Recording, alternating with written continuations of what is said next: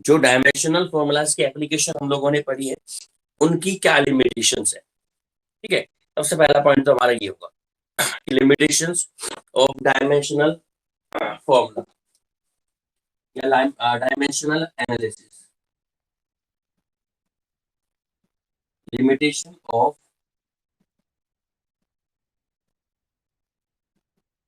Dimensional analysis. ठीक है, इसकी लिमिटेशन पढ़ने के बाद हम लोग स्टार्ट करेंगे बेटा सिग्निफिकेंट फिगर। ठीक है, किसके बारे में बात करेंगे? सिग्निफिकेंट फिगर के बारे में। ठीक है, एक लिमिटेशन तो आपने इसकी पढ़ ली थी, जो मैंने आपको checking the accuracy of formula में बताई थी। Checking the accuracy of formula में मैंने आपको ये बताया था कि अगर कोई फॉर्मूला डायमेंशनली इनकरेक्ट आ गया तो वो तो 100% इनकरेक्ट है ही, पर अगर कोई फॉर्मूला डायमेंशनली करेक्ट आ गया तो वो करेक्ट हो भी सकता है और करेक्ट नहीं भी हो सकता। ये बात हमने डिस्कस की थी। तो एक लिमिटेशन तो यही। ठीक है, दूसरा लिमिटेशन, सेकंड लिमिटेशन। भाई एक लिमिटेशन तो हमने बताई थी ना, तो मैंने आपको बताया था कि मैंने कोई फॉर्मूला चेक किया, वो डायमेंशनली करेक्ट आ गया।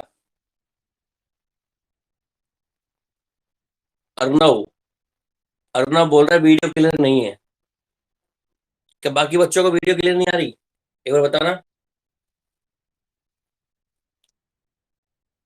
ब्लर आ रही है? ब्लर तो नहीं आनी चाहिए बेटा, यहाँ सब कुछ सही है।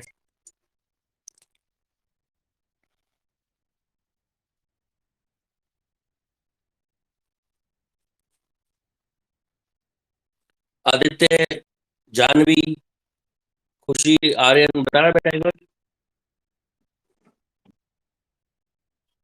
ब्लर आ रही है तो एक काम करते दोबारा स्टार्ट करते ना।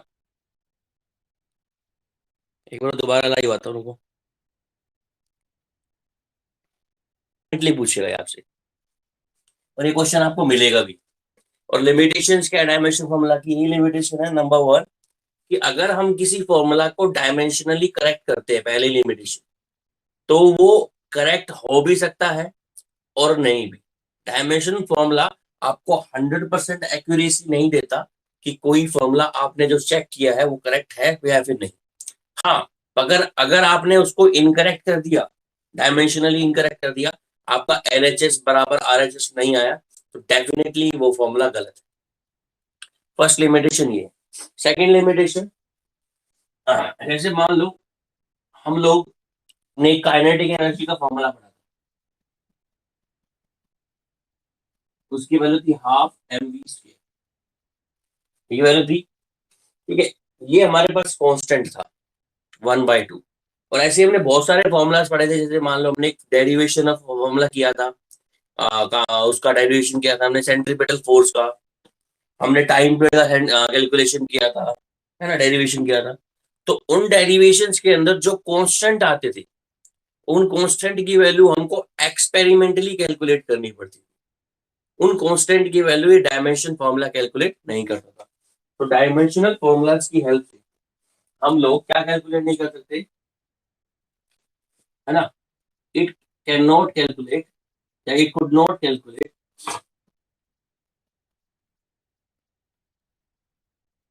The value of a constant.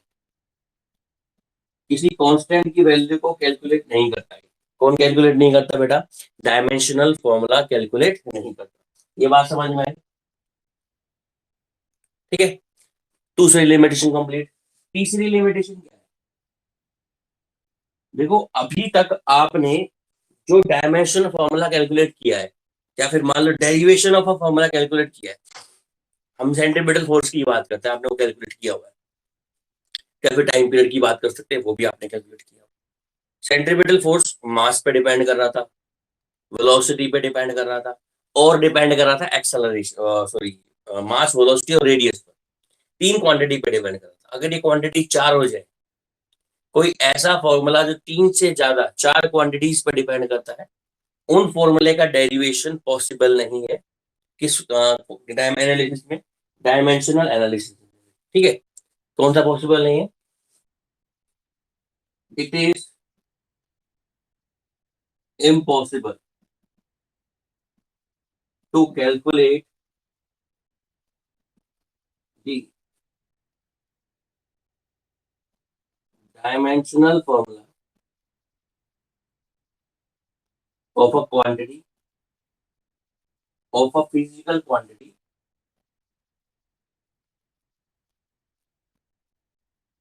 which depends more than three quantities।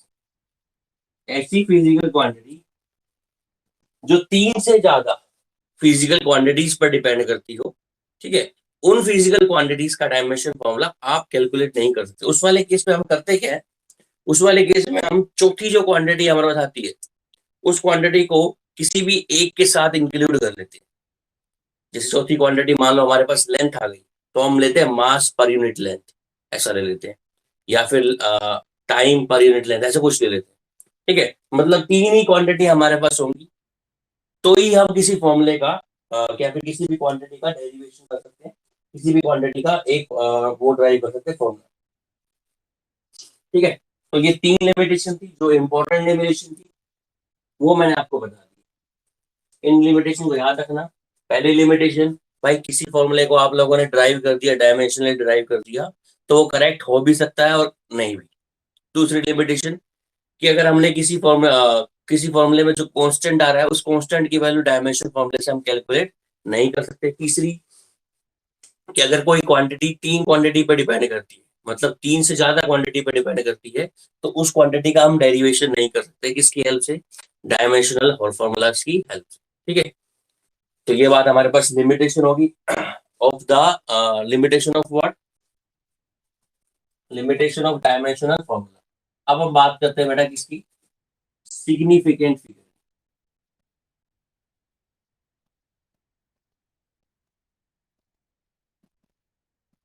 Significant figure,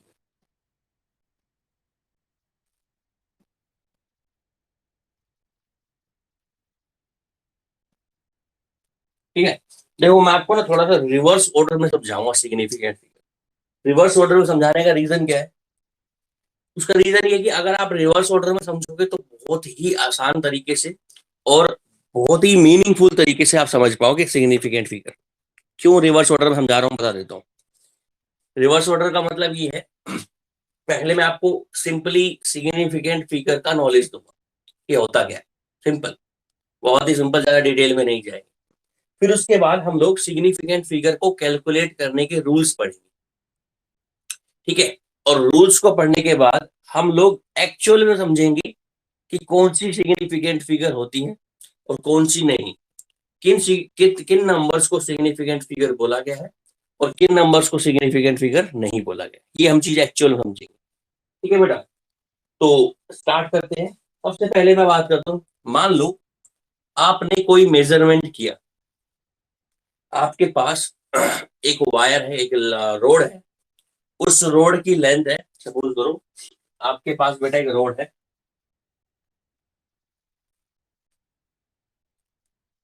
उस रोड की लेंथ आप लोगों ने मीटर स्केल से क्या करी? मीटर स्केल से आपने उस रोड की लेंथ को मेजर किया। इसी करेंगे, मीटर स्केल से ही करेंगे रोड की लेंथ को।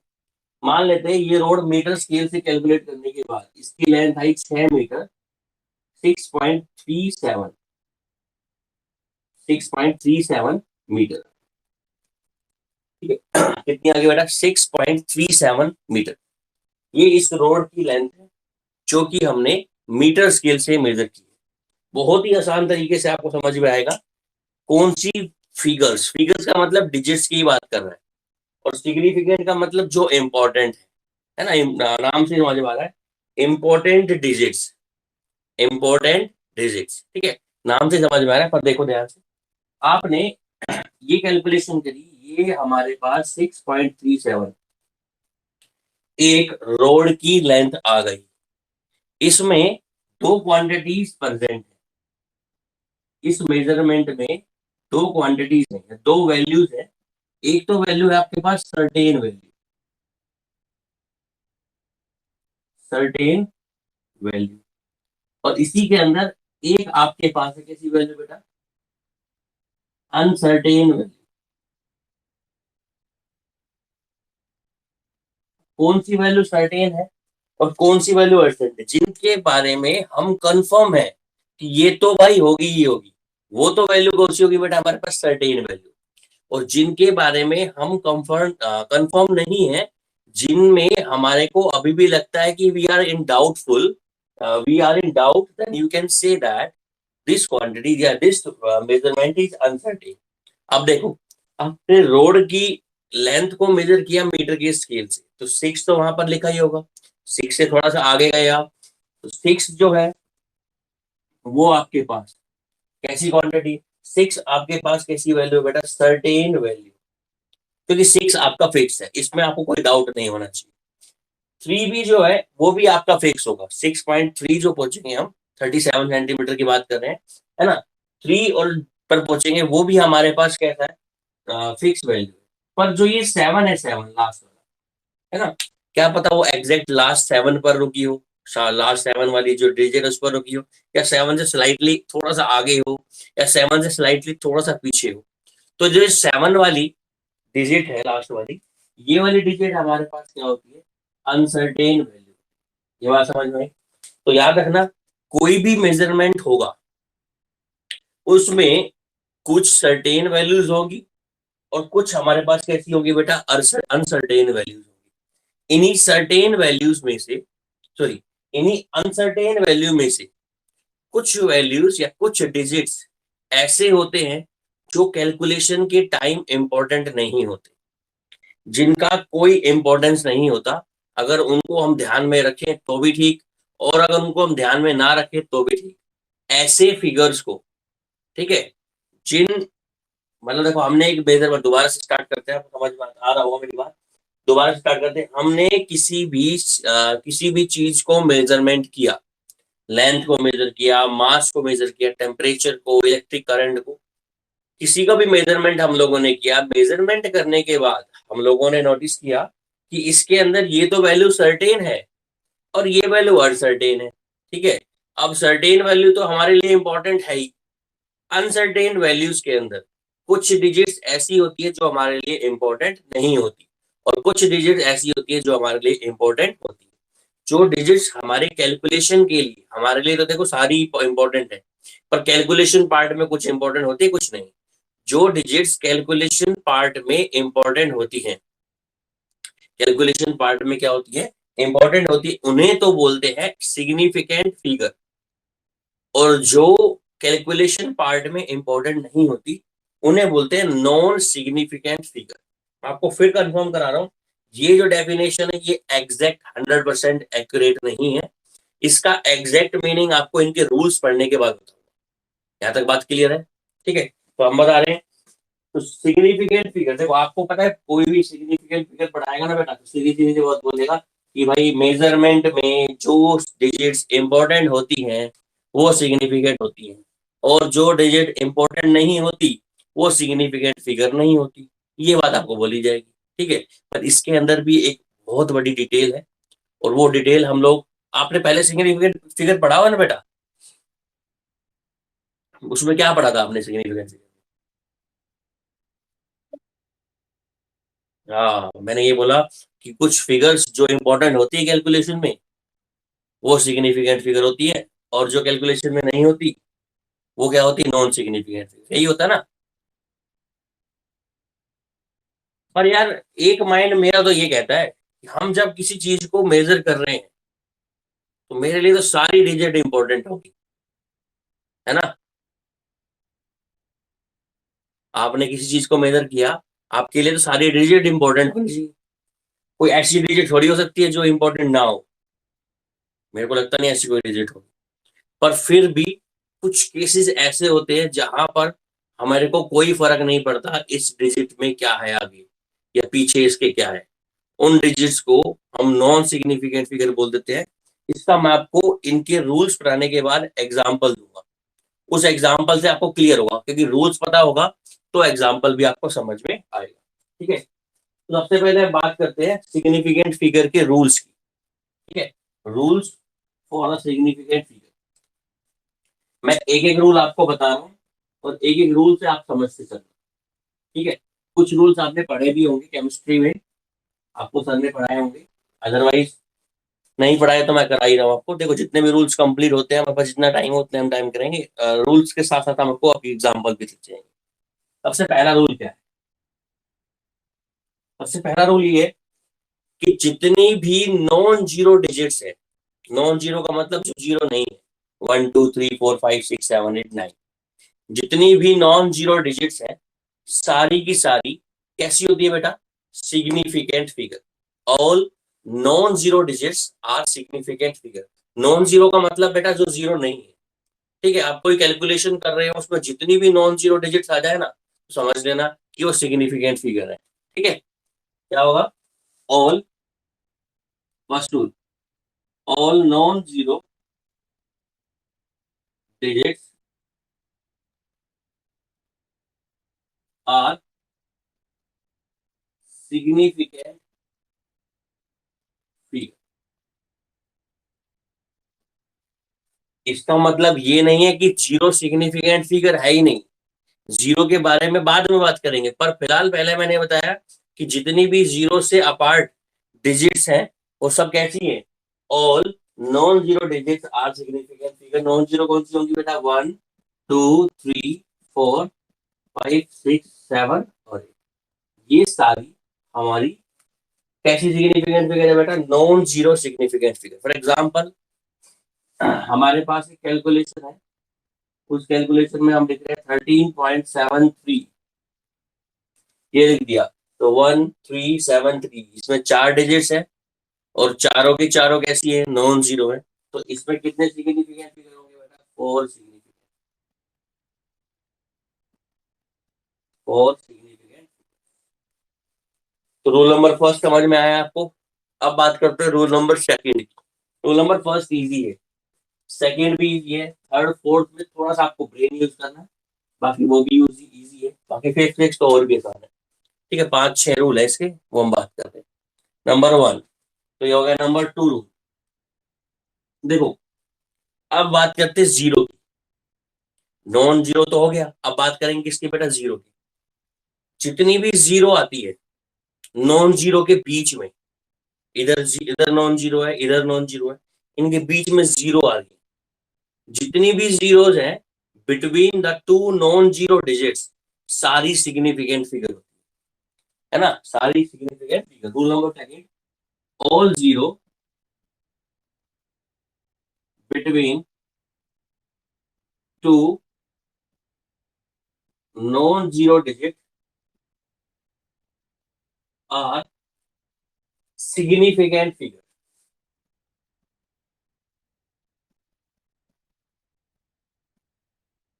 जितनी भी जीरो है किसी दो नॉन जीरो के बीच में, जितनी भी जीरो हैं किसी नॉन जीरो डिजिट के बीच में, सारी सिग्निफिकेंट फिगर होती है। एग्जांपल सुन लो, ये है 2002,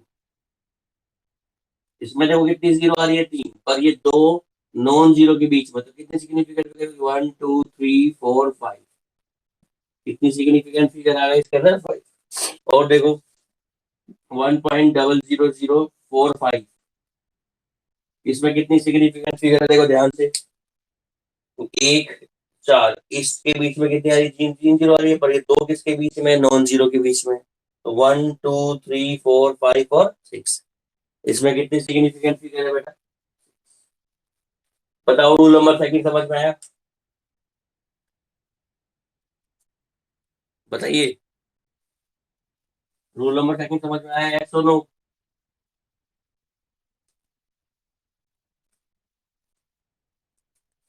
अरे कुछ तो बोलो बेटा। हाँ, एक बच्चा तो बोल ही दिया करो जैसे मैं कुछ पूछता हूँ तो। वेट मत करा करो किसी का ना कि कोई और बोलेगा तो हम यस बोलेंगे। ठीक है, अब रूल नंबर 3। रूल नंबर 3 के अंदर हम बात करेंगे जीरो की। किसकी बात करेंगे बेटा? जीरोस की बात करेंगे। रूल नंबर 3 क्या बोलता है? All zero to the right of a non zero digit but to the left of a understood decimal point are not significant figure. ये इंपॉर्टेंट है। कह रहा है कि जितनी भी जीरो है किसी नॉन जीरो डिजिट के राइट हैंड साइड में, नॉन जीरो डिजिट के राइट हैंड साइड पे, मान लो ये कोई नंबर है, रूल नंबर हमारे पास थर्ड, इंपॉर्टेंट रूल है, समझने वाला रूल है।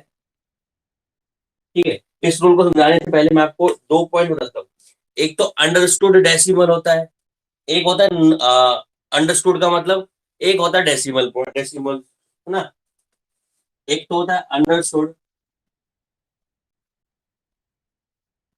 डेसिमल, और एक हमारे पास डेसिमल होता है। जो डेसिमल हमको दिख जाए वो तो डेसिमल है ही, और जो डेसिमल नहीं है, जो हमारे को पता है हाँ इस पॉइंट के बाद डेसिमल ही है, तो उसको बोलते हैं अंडरस्टूड डेसिमल। जैसे मान लो आपने लिखा 456, इसके बाद डेसिमल है 0.00।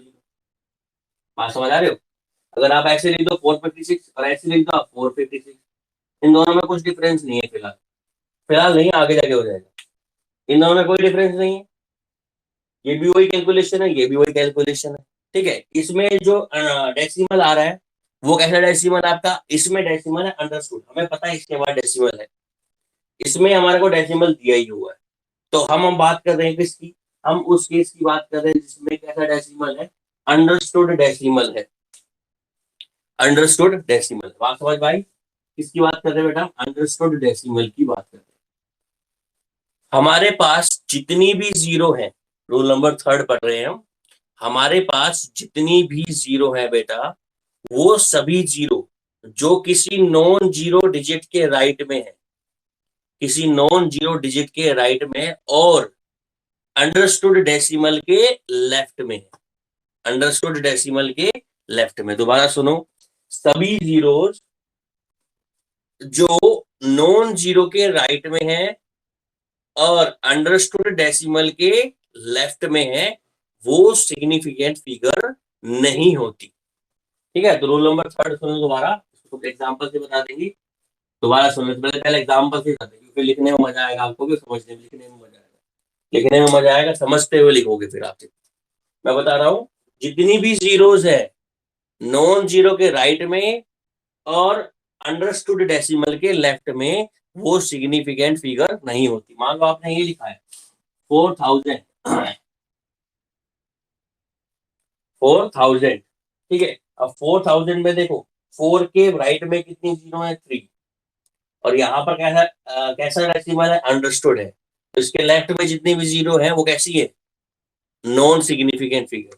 तो इस कैलकुलेशन में कितनी सिग्निफिकेंट फिगर है बेटा, सॉरी, कितनी सिग्निफिकेंट फिगर है, 1।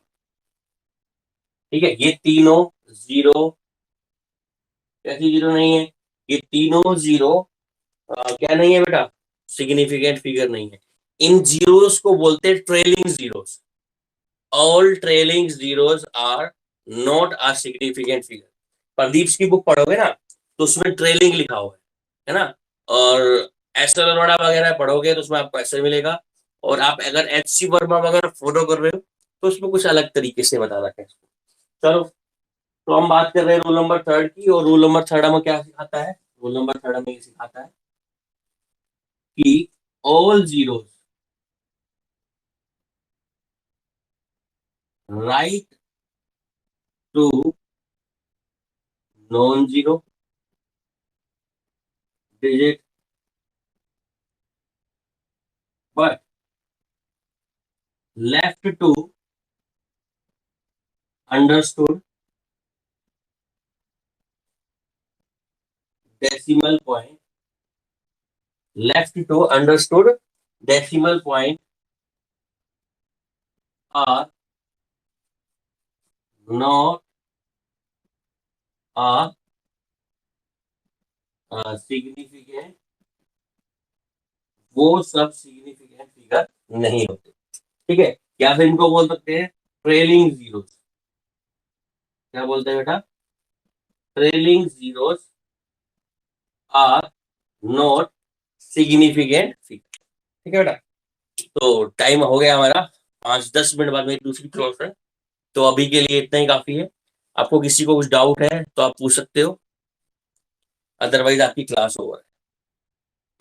ठीक है, इसकी 3 रूल्स और बचे हैं, तो 3 रूल्स हम कल पढ़ाएंगे आपको। 3 रूल के साथ साथ फिर उसके बाद हम स्टार्ट करेंगे इसके अंदर एरर, जो कि आपका लास्ट आर्टिकल होगा इस फर्स्ट यूनिट का। मैंने आपको सभी आर्टिकल पढ़ा दिए होंगे इसके अंदर। ठीक है बेटा, जा सकते हो आप, अगर डाउट नहीं है, और डाउट है तो रुक सकते हो।